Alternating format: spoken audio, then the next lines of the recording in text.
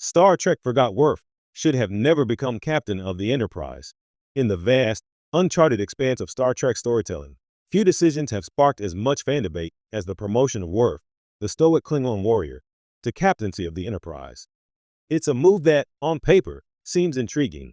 Worf's strength, tactical mind, and moral compass are impeccable, and his journey from security chief on the Next Generation to Klingon ambassador could make for compelling leadership. Yet, when examined closely, it becomes painfully clear that Starfleet, both in universe and narratively, made a misstep. Worf, for all his virtues, should never have been given the captain's chair. First, Worf's skill set is inherently combat-oriented. From his earliest appearances in The Next Generation, he is defined by honor, discipline, and martial prowess. He excels in situations that require precision, courage, and tactical judgment. But leadership in Starfleet demands far more than battlefield competence. The captaincy of the Enterprise is a role that requires diplomacy, emotional intelligence, and political acumen. Worf has consistently struggled in these areas. Time and again, we see him mishandle delicate negotiations or misunderstand subtle interpersonal dynamics, a pattern that would be catastrophic if unchecked in command.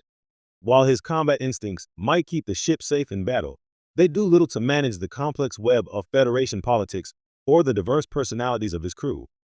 Furthermore, Worf's rigid adherence to Klingon codes of honor often conflicts with Starfleet protocol.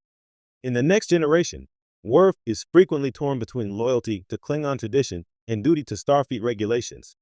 This duality creates tension, but it also reveals a fundamental unsuitability for command.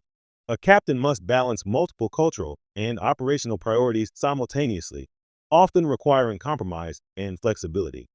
Worf's moral black and white worldview could easily alienate crew members or escalate conflicts unnecessarily. The Enterprise isn't just a warship, it's a vessel of exploration, diplomacy, and cultural exchange. A captain who prioritizes honor over reason or protocol risks turning every negotiation into a battlefield. Another critical factor is Worf's emotional temperament. One of his most defining traits is his intensity, which can border on volatility. While passion is admirable, a starship captain must remain composed under pressure, capable of weighing risks and consequences without letting emotion dictate decisions. Episodes such as Redemption and Sins of the Father show Worf wrestling with personal vendettas and pride.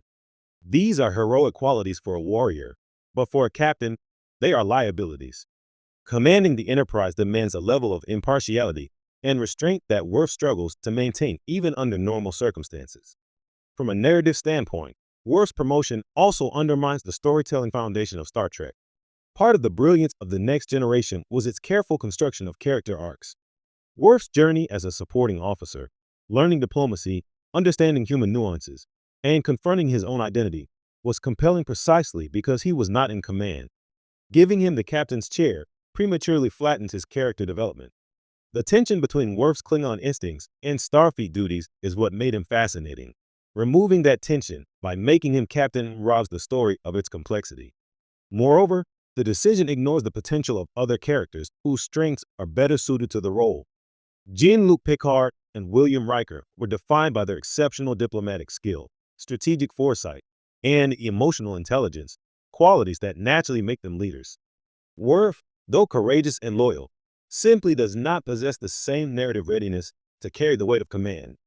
By promoting him, Star Trek bypassed an opportunity to explore nuanced leadership challenges with characters more temperamentally aligned to the role. Finally, there is a symbolic argument. Worf as captain dilutes the diversity of representation. Star Trek thrives on exploring cultural differences through its characters. Worf's strength as a Klingon officer lies in his position as the cultural other within Starfleet.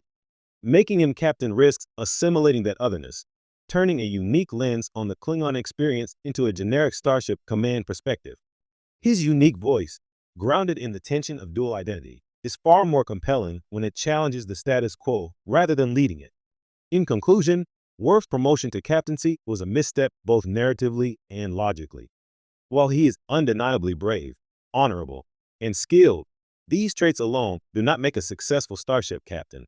His combat-focused skill set, rigid moral code, emotional intensity, and narrative positioning all argue against such a role. Star Trek's brilliance has always been in its nuanced character development and the thoughtful matching of traits to